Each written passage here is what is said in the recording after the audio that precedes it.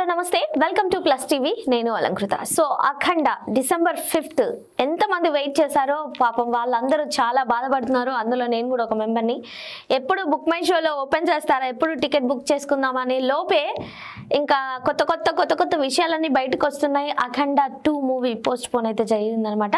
ఆ విశేషాల గురించి ఇప్పుడు మనం దాసరి విజ్ఞాన్ గారితో మాట్లాడదాం. హాయ్ సార్, నమస్తే. నమస్తే సార్, ఎందుకు పోస్ట్ పోన్ అయింది అనేది అంటే సమ్ అమౌంట్ అని చెప్పేసి చెప్తున్నారు. అసలు అది కూడా బాలయ్య బాబు గారి సినిమా ఫైనాన్షియల్ ఇష్యూ వచ్చిందంటే నమ్మశక్యంగా లేదు. ఫస్ట్ ఆఫ్ ఆల్ ఒకవేళ ఈయనకు చెప్పినా క్లియర్ చేస్తారేమో, అంటే ఇన్ని రకాల క్వశ్చన్స్ ఉన్నాయి. మీరేం చెప్తారు దీనికి?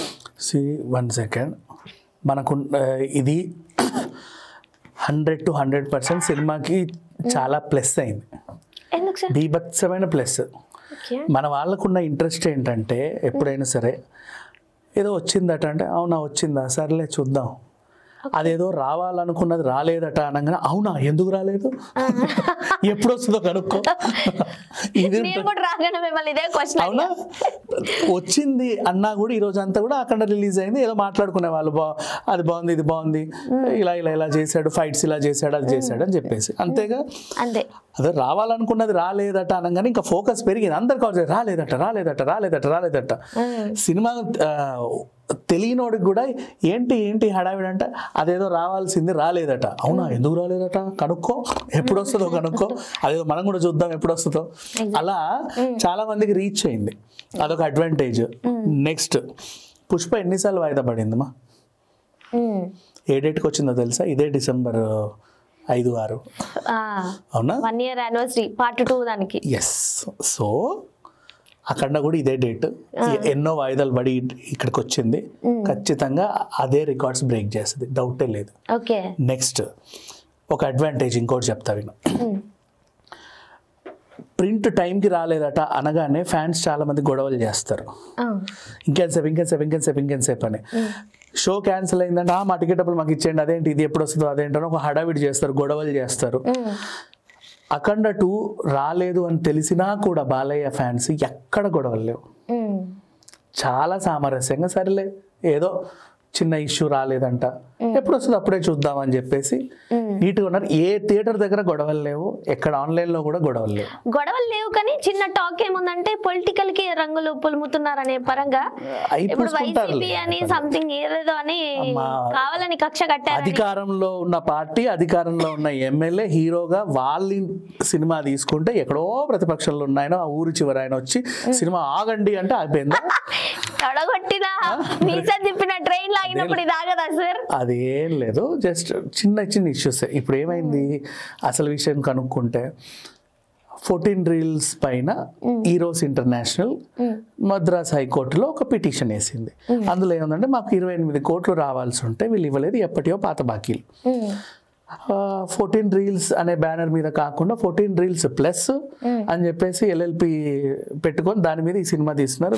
వాళ్ళు ఒకటే మాకు ఖచ్చితంగా ఇప్పించండి, ఇప్పుడు రిలీజ్ అయిపోతే సినిమా వాళ్ళు మళ్ళీ మాకు దొరకరో అనగానే వాళ్ళు ఏదో స్టే విధించారు అంతే. వీళ్ళ బాకీలు వసూలు చేసుకోండి, మీరు బిజినెస్ చేసుకోవడానికి లేదు అని అంతే. అండ్ మరి అంత చిన్న ఇష్యూని బాలయ్య చెబితే తీర్చడా, బోయపాటి తీర్చడా, కావాలని ఇలా ఎందుకు చేస్తారంటే మేబీ ఆ నిర్మాత చెప్పుకోలే. కొంతమందికి ఏంటంటే చెప్పుకొని కొన్ని సమస్యలు ఉంటాయి మా, అవి చెప్పాల్సిన అవసరం కూడా లేదు. బట్ కాకపోతే ఏంటంటే అదే టైంకి అనుకోకుండా పెద్ద డ్యామేజ్లు జరుగుతూ ఉంటాయి. నీకు ఒకసారి నా ఈవెంట్ ఈ విషయం చెప్పారు కదా, అన్ఎక్స్పెక్టెడ్ సిచ్యువేషన్లో డ్యామేజ్లు అవుతూ ఉంటాయి మనం ఏదో చేసినా కూడా. ఇప్పుడు ఇక్కడ కూడా నీకు ఇంకో ఎగ్జాంపుల్ చెప్తా చూడు. నీకు ₹1 కోటి రావాలి ఒక ఈవెంట్లో, వచ్చాయని తెలిసింది నాకు, నువ్వు నాకు ఇవ్వాలి ₹1 కోటి. నీకు వచ్చాయని కూడా నాకు తెలిసింది, అడిగిన వాళ్ళు అందరూ చెప్పరా ఇచ్చామండి అవునా, మరి నువ్వు నాకు ఇంక ఇవ్వట్లా. నీకు ఫోన్ చేస్తే ఎల్లుండి ఇస్తా అవతలండి ఇస్తా అన్నావు, లేదు నాకు ఇప్పుడే కావాలని నేను కూర్చున్నా. యాక్చువల్లీ నువ్వెందుకు ఎల్లుండి ఇస్తా అన్నావు అంటే నీకు ₹1 కోటి బంగారం బ్యాంక్లో ఉంది, అది నీకు వడ్డీ మీద వడ్డీ పడుతుంది, అది విడిపించుకొని రొటేట్ చేసి నా బంగారం నీకు వస్తుంది, సిబిల్ పెరుగుద్ది, ఇటు ఇచ్చుకోవచ్చు, ఒక రొటేషన్ చేసుకోవచ్చు అనుకుంటారు చాలా మంది డబ్బులు వచ్చినప్పుడు. మేబీ ఈయన కూడా అలా అనుకున్నాడేమో తెలియదు. టైంకి బెడ్స్ కొట్టింది, అంతకుమించి ఇంకేం లేదంట. అంతకుమించి ఏం లేదు. పెద్ద కావాలని ప్రాబ్లమ్స్ ఎవరు క్రియేట్ చేసుకోరు. కానీ పోస్ట్ పోన్ అయిన మాట పక్కన పెట్టేస్తే రావాల్సిన దానికంటే ఎక్కువ హైప్ వచ్చింది. And Balayya fans, Nandamuri fans ఎంత సామరస్యంగా ఉంటారో ఇంకొకసారి తెలిసింది. ప్రతి హీరో ఫ్యాన్స్ నేర్చుకోవాలి ఈ విషయాన్ని వీళ్ళ నుంచి. అండ్ బాలయ్య గారు, బోయపాటి గారు వాళ్ళ రెమ్యునరేషన్స్ కూడా వదిలేశారు ప్రొడ్యూసర్స్ కోసం అని చెప్పేసి ఇంకొక న్యూస్. అంటే ఒక నిర్మాత కష్టాల్లో ఉంటే ఒక బాధ్యత గల హీరో, బాధ్యత గల డైరెక్టర్ నిర్మాతకు అండగా ఎలా నిలబడ్డారనేది ఈ సీన్ ద్వారా మళ్ళీ తెలిసింది. ఇట్లా చూసుకుంటే బోల్డ్ అన్న అంశాలు ఉన్నాయి. అండ్ అఖండ 2కి వచ్చిన ప్రాబ్లం ఏమీ లేదు. సమ్ టైమ్స్ ఒకవేళ ఇది ఇష్యూ అని తెలిసింది, ఒకవేళ టెక్నికల్ ఇష్యూ ఉందనుకో ఏం చేస్తావు చెప్పు? ఏం చేయలేరు ఎవరు.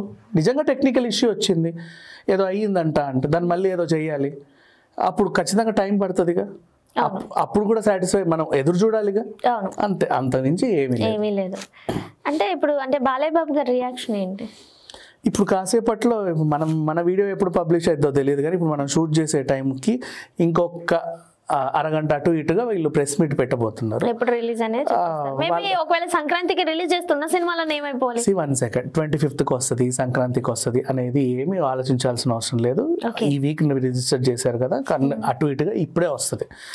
25కి మళ్ళీ డెకాయిట్ ఉంది, అడవి చేసి కొన్ని చిన్న సినిమాలు అంటే భారీ వందల కోట్లు కాకుండా మినిమం గ్యారంటీ సినిమాలు కొన్ని ఉన్నాయి. రోషన్ ఉంది, ఛాంపియన్ ఉంది, సుమ కొడుకుది ఉంది, నెక్స్ట్ విశ్వక్సేన్ జాతిరత్నాల డైరెక్టర్ కాంబినేషన్ ఉంది. పాపం వాళ్ళందరూ ఆ డేట్కి వద్దాం అనుకున్నారు. నెక్స్ట్ ఇంకా సంక్రాంతి హడావిడి ఎలాగో ఉంటుంది. సో ఈ డేట్కే వస్తుంది. మళ్ళీ నెక్స్ట్ వీక్ అవతార్ ఉంది. ఎవరి పనులలో వాళ్ళు ఉన్నారు. అందరికీ అన్ని డేట్లు కూర్చున్నాయి. ఇదేం పర్లా వస్తుంది, టెన్షన్ తీసుకోవాల్సిన అవసరం ఏం లేదు. అఖండకి ఒరిగే నష్టం అయితే లేదు. Thank you sir.